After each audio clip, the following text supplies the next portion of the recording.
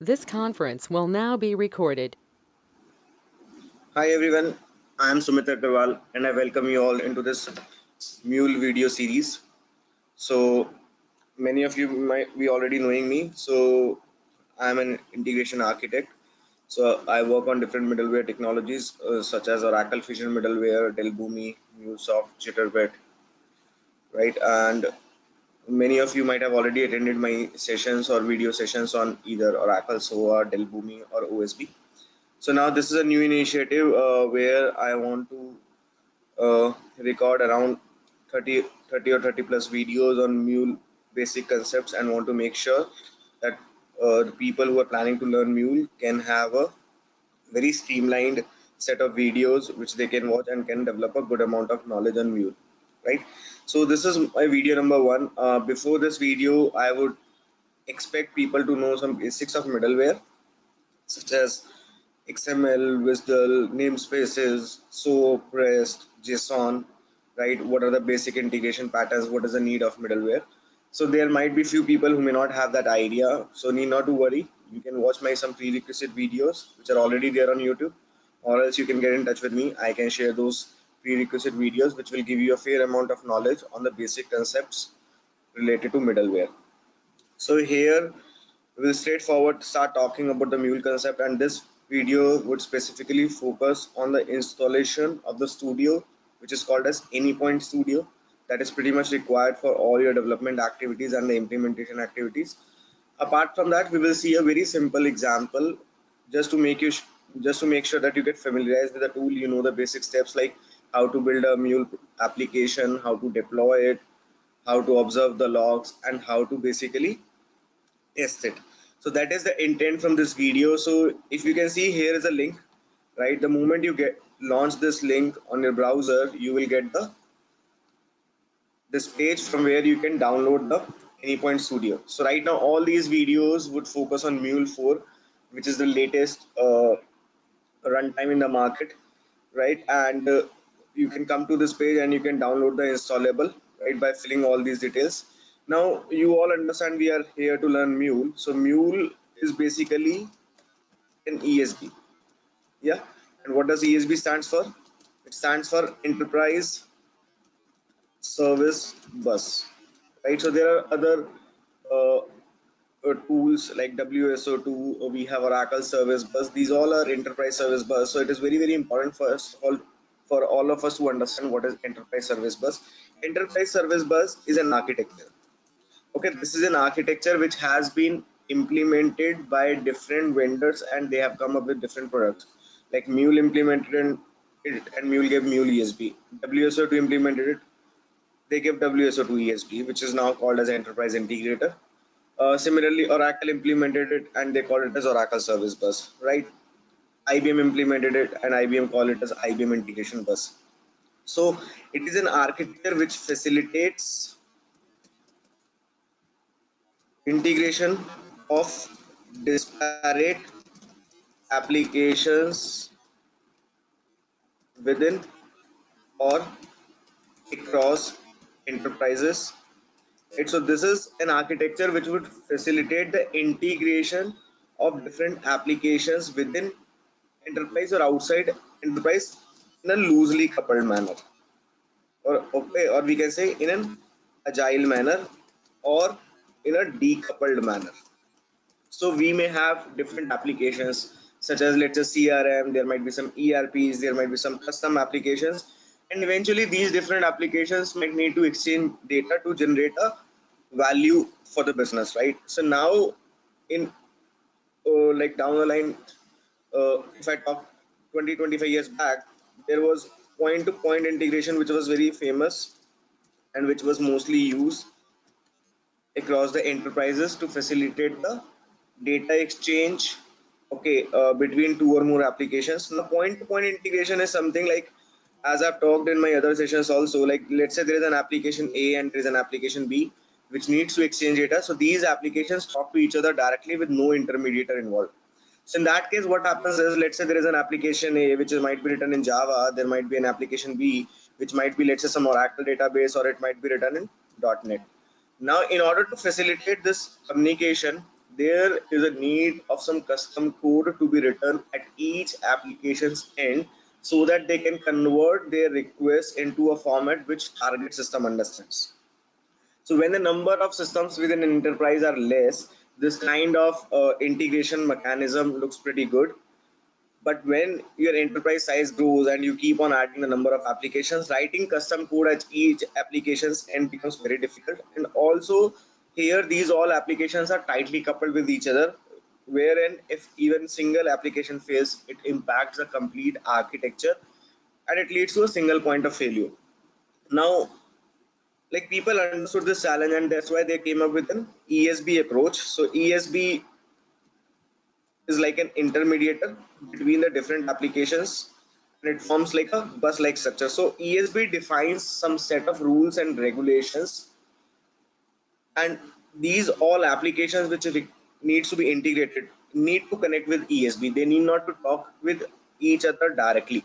So any application within your enterprise, if it wants to exchange the data or wants to fetch data from some other party, what all it needs to do is it needs to establish a connectivity with the ESB, and ESB forms a bus-like structure which will facilitate your communication with the target systems. And in the process of doing so, it might do the protocol translation, it might do the data transformation, it might use some connectors, right? So that is how basically your ESB works.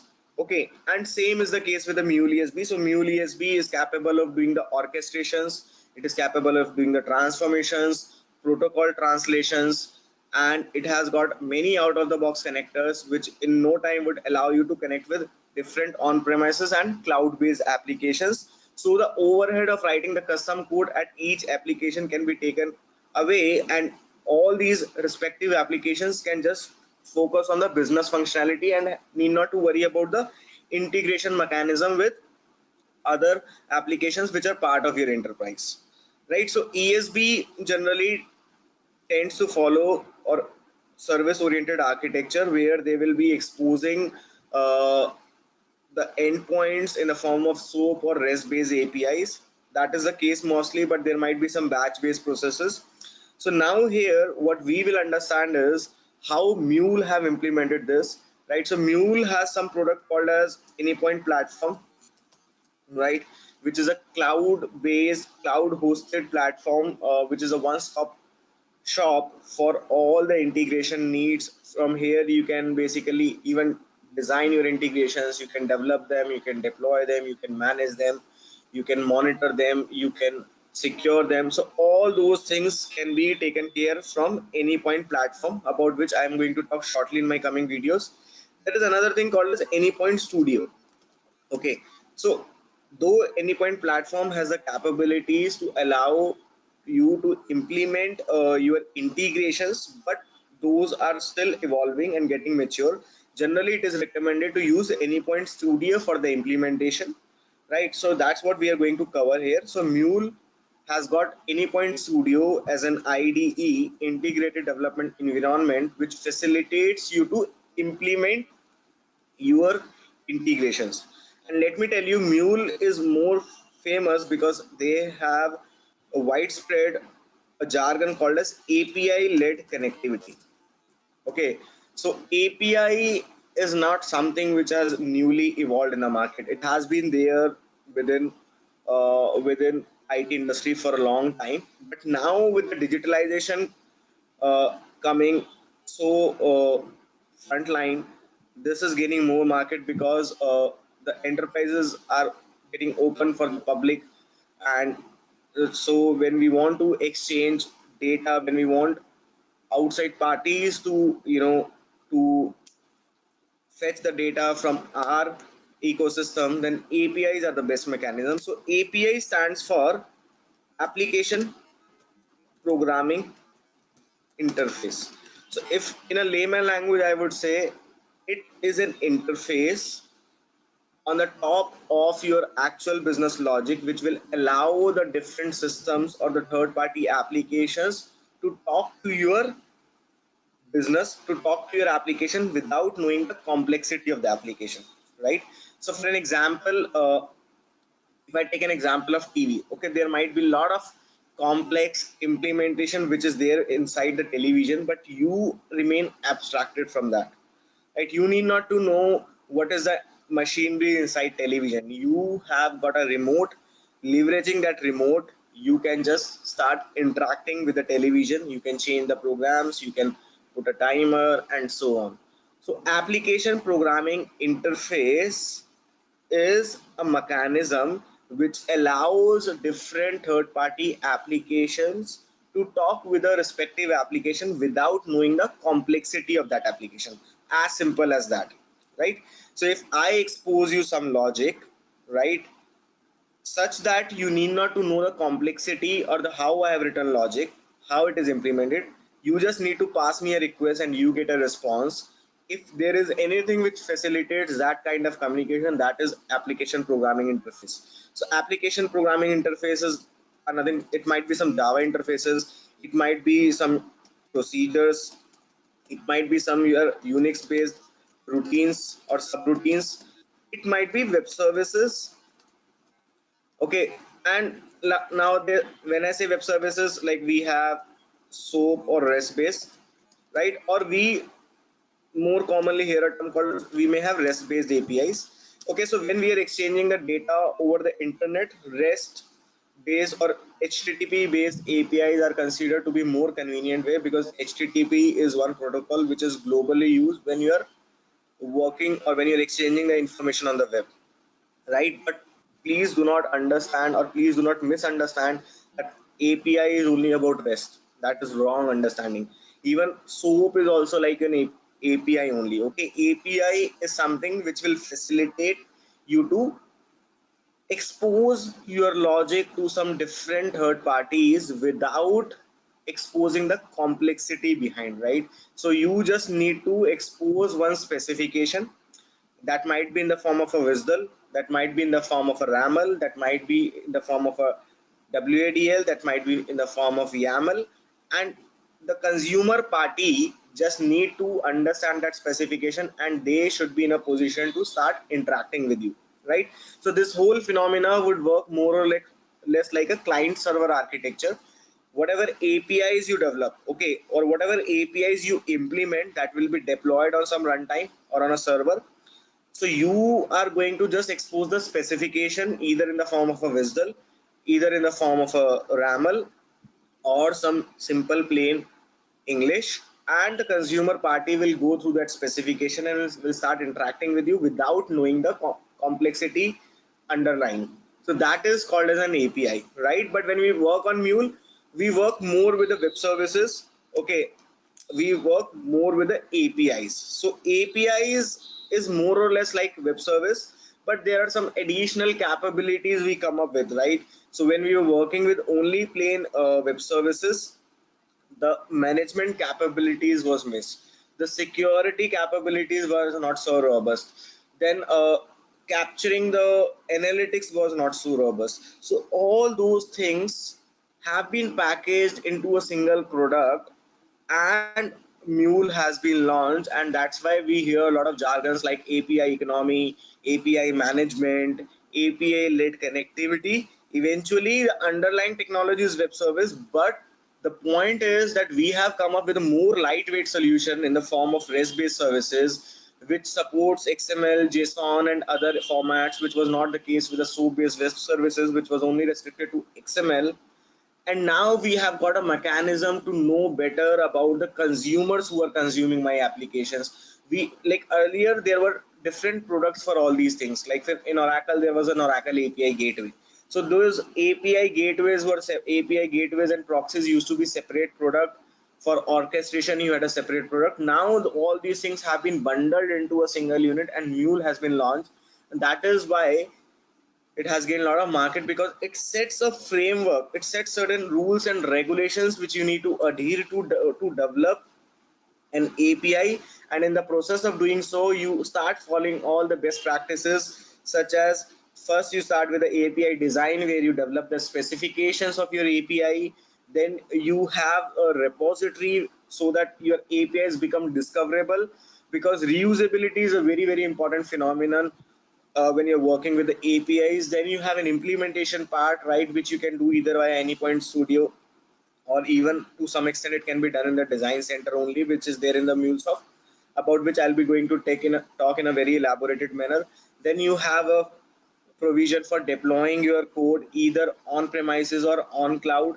Then this kind of things were there in earlier tools also, but now the good part is about the governance, which was a miss.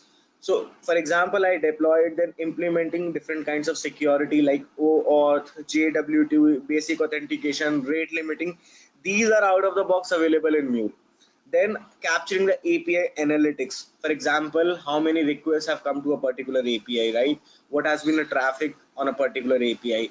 From which geographical locations my API is being hit, right? How, is there any policy violation on my API? So all these things can be captured out of the box on MuleSoft. Apart from this, there are provisions where you can generate some out of the box alerts. When you see like your traffic is increasing, you can generate alerts. You have here, we have microservices architecture where each application has a different runtime, which was not case with the conventional or the traditional integration platform. So all these things have been a definitely plus with the MuleSoft, and they recommend a three-layered approach where we have a concept of system APIs, process APIs, and experience APIs. So that concept can be implemented in any integration platform, but primarily Mule has come up with this concept. And when you have a huge enterprise where there are thousands and thousands of APIs, the real benefit of this three-layered approach can be experienced, right? So this was the just overall or a brief overview of the MuleSoft and its capabilities, right? And also I wanted to talk about little bit about the APIs. So here in these videos, we'll primarily focus on SOAP or REST based APIs, right? And we'll see how do we secure it, how do we manage it, and we will see some unique features in MuleSoft like API auto discovery and all those stuff. But this video, as I mentioned, primarily would be focusing on showing you how to install the Anypoint Studio and implement a simple REST-based API, right? I would show only implementation. I'm right now not showing the complete life cycle of an API, okay? So when we are developing a very simple code, kind of a POC, we may not do the design and all. We can start straight away, start with the implementation, okay? But in my coming videos, I'll show you the best practices and the overall life cycle. Now, as I told you, you can get the installable from here. So once you have the installable, you might get a zip file. Okay, so when you get a zip file, the name of the zip file might be too big. So if you're placing it in some directory, let's say you have a D directory, within that you might have some folder mule, then some folder, and then if you place a zip file, what happens is the path becomes too long, and when you start extracting it, you might get some errors that the path is too long, right? So it is always a good practice, first of all, to not keep this zip file which you get as a result of download, right, into some multiple subdirectories. Keep it in some parent directory only, and also you can just change the name of the zip. So for example, if the name of the zip is Anypoint Studio with some random numbers .zip, just change it to mule.zip, so that when you extract it, the name of the file is not too long and you do not end up getting those issues, right? So once you do that, you might see something like this, the way you see in my machine. So I have done something similar. So I have got emule for Anypoint Studio, and here are my some of the files, right? So here the most important thing is that when you start launching your Anypoint Studio, you have to run this application file. And when you do it for the first time, sometimes you may get an error. And the primary reason for error is that your Java path might not be set correctly, right? So in order to do that, what you can do is you have to make sure you have JDK 1.8 installed in your machine, right? That is the prerequisite. Of course, you should have some, I think 3 GB RAM, right? I believe all of you must be having it. That should not be a problem. But JDK 1.8 is very much required, and you should set the path in your environment variables for that. And if you still get an issue, so what you have to do is you have to add this entry over here, which is nothing but JDK path, and I'm pointing to the java w.exe file. So you have to ensure that this path is correctly set in your machine. So I will just keep it over here in the notepad. so that you don't face any issues while doing the setup. So once you set this and you start Anypoint Studio, you will see something like this. Yeah. So this is the landing page of Anypoint Studio. So you might get some blue screen. You can close that, where that is like the welcome page, and this is the home page where you may have a package explorer, and you are good to start with a MuleSoft, right? So what we do is we start with the Mule application straight away. So here we are kind of doing the implementation. So when we work with the APIs, there are different phases associated with, right? There is API design, there is API implementation, API deployment, API management, API monitoring, all those stuff. So here right now I am doing an implementation. So I start with a simple Mule application which will be exposed as a REST API. When I say REST, it's like HTTP protocol internally, right? So we will be developing an HTTP based service, right, which will receive the request from the outside world, and we are going to log some request, and we are going to return some response, right? So now when we work with the HTTP is a hypertext transfer protocol. It is a standard protocol which is used to exchange the information over internet, right?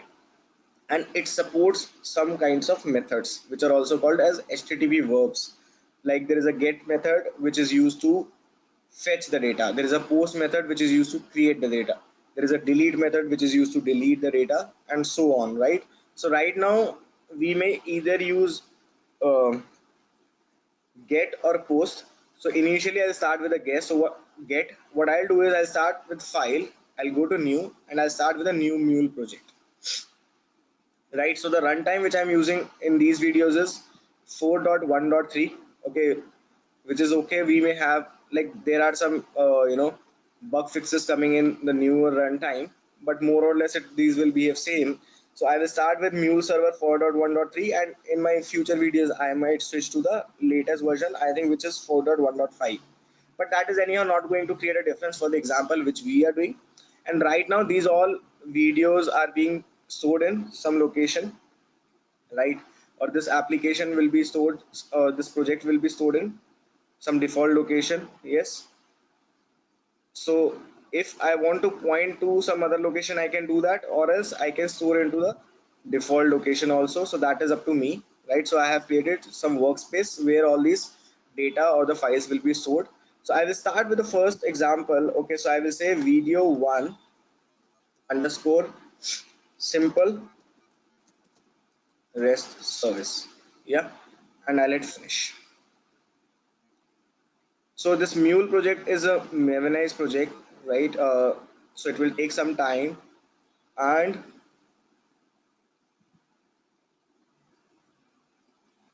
so it takes some time. You will, when you start working, you will observe. So you will get a Mule project getting created. Yeah. So this is the directory structure.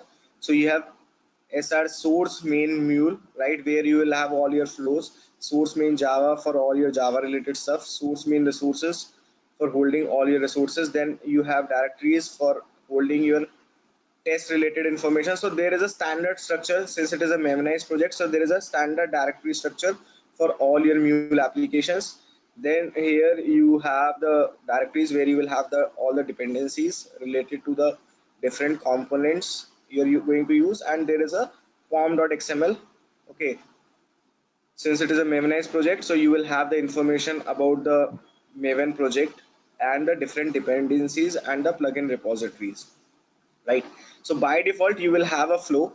So we have a, so I would just correct it. By default we don't have a flow, we have a configuration file, right? So here it is more like a canvas where we drag and drop different components and we design our flows, right? And here there will be configuration XML, which is the corresponding XML that gets generated to the drag and drop you do on the canvas, right? So to start with a HTTP based service, you have a component called as HTTP listener, right? So now first of all you have to make sure that you should have the corresponding modules.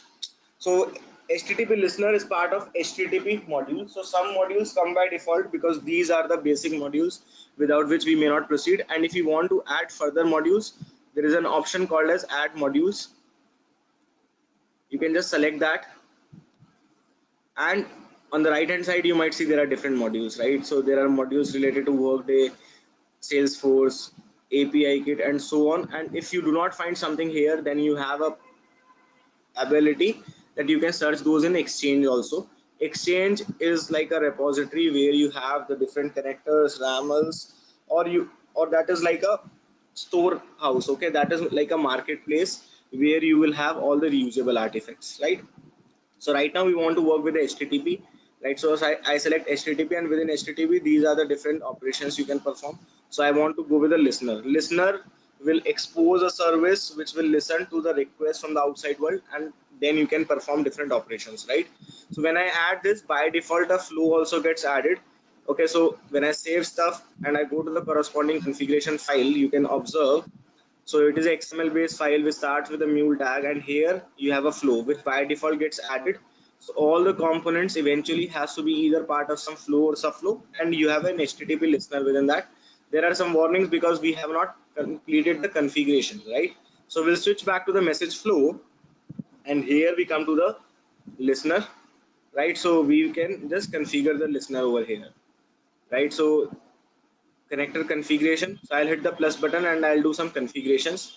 So I will give the host as localhost, right, and some port number. So I can give the port number as, let's say, 9091, and some base path. So base path is something which will always be fixed with the API, and there will be some relative path, I mean, which is going to change. Okay, so now I don't want to give any base path. It is not mandatory to give base path. I will just hit OK, and here you can give your path. So let's say my path is first API. So since this is our first API, so I can give this. So this will help in forming the address or endpoint address for your API. Okay, so for example, in this case, I'm using HTTP listener. So HTTP protocol, host is localhost, port is 9091 slash first API. So this should be the path to reach out to your API once it is deployed, right? So here, after this, generally we call it as a base URI.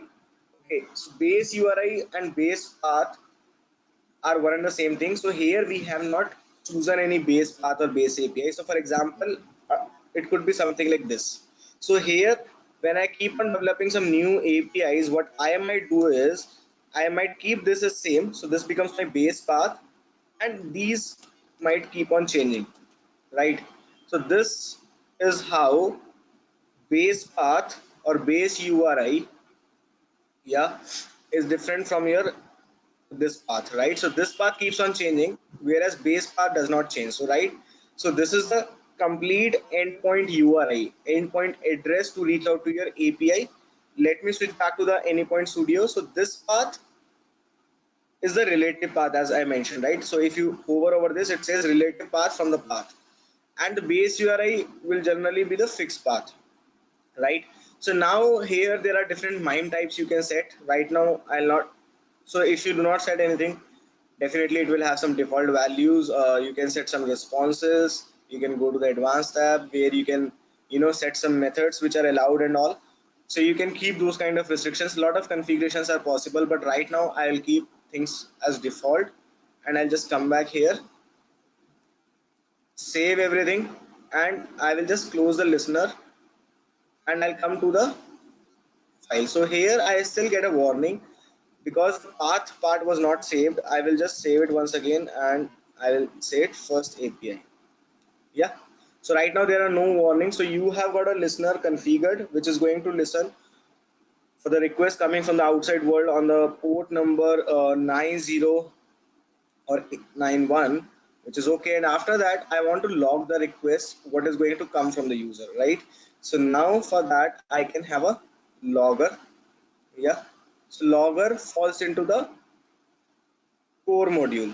Okay, some components which will help you to do the manipulations, logging will fall into the core module. So here you can log some message, right? So if you want to log some custom message, for example, I can log like this: hi, this is my first API. Okay, or else if you want to log the request which is coming from the user, right? So that request by default gets mapped to the Mule event. So in order to invoke any component, you need Mule event. So Mule event is the entity which is going to traverse from one connector to another components and so on in any Mule flow. So within Mule event, Mule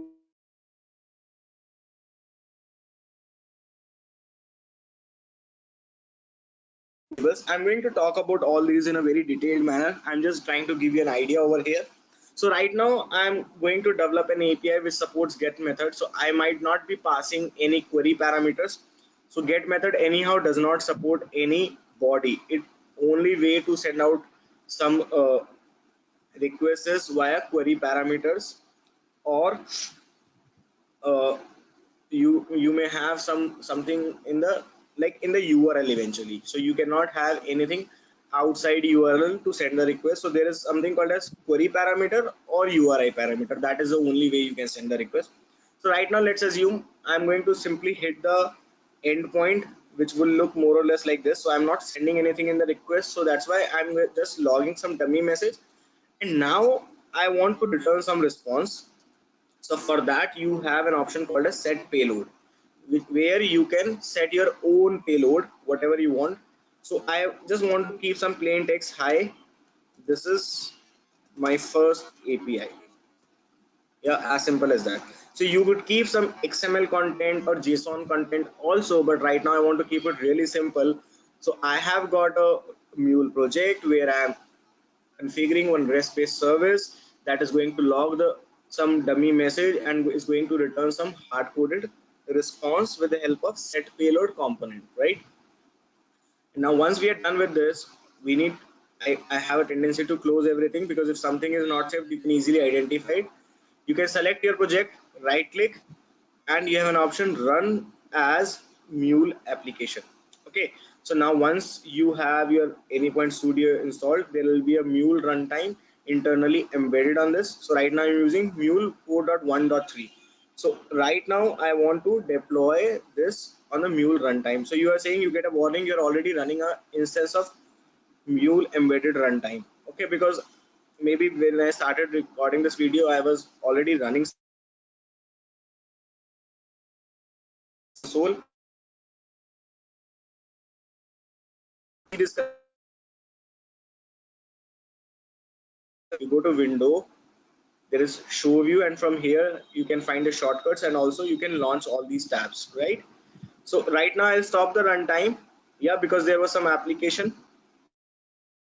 I'll stop the runtime and I will kind of redeploy it. I will deploy it so that I can test it out. So I will right click again, run as Mule application. So here is the console where you can see the logs. So first, Maven related scripts get executed. It gets all the dependencies and make sure that everything which is a prerequisite for this application is in place, and then starts a Mule container and so on and on. So it takes some time.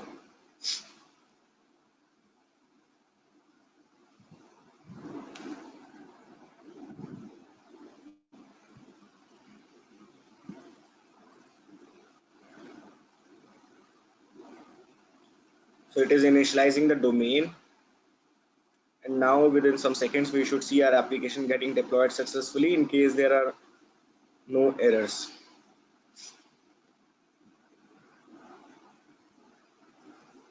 So you can see here, you will see a message like this which says your application is deployed successfully. Right now you're good to go with the testing part, right? And how do you reach out to your application? You know very well, so you have got an address for that. So now since it is a REST based service, you can test it directly from your browser also, or else you can install some of the tools like SOAP UI, Postman, or advanced REST client. Generally Postman is more commonly used tool among all. So for Postman, you can either install it, or else there is a plugin which gets embedded with your Google Chrome, right? So even you can add that plugin. So if you want that, just write Postman Google Chrome app, something like that, and you will, or Google Chrome plugin, so it will be little easier. So this is how your Postman looks, right? So first of all, I'm going to test it on the browser itself. So I'll get the endpoint, right? So I will remove the API part because I haven't set any base path, right? There was only relative path. And let's go ahead on the browser, open a new tab and paste this. So you see, you get a message, hi, this is my first API. This message is coming because you had used the set payload and you hard coded some value. Similarly, when you go to the logs, here you might see that some message is getting printed. Yeah, this message is getting printed because you had logged the same stuff, right? So you had logged, so you had done two activities. If you go back to your flow, you were logging some message, hi, this is my first API. That's why in the console under the logs you would see a message gets printed, hi, this is my first API. Just hold on, let me just expand it. Here you can see, hi, this is my first API. And then you had used set payload, which is ensuring that the similar message is returned, right? So this is how you develop your first API. Now we could very well test it in the Postman also. So I'll go to the Postman. Yeah, so I'll open a new tab and I will enter the URL. So right now you can understand here in the get method, we are using get method. We do not have the provision to set body, but we can definitely send some parameters, which I'm not doing right now. I will just hit the send button and here you get something in result. Hi, this is my first API. So this is how you develop your very simple service in the MuleSoft. So that's all from my side for this video. Stay tuned with me for more videos where we'll talk about the more topics on MuleSoft. Thank you for watching this video and let's catch up in video number 2. Thank you.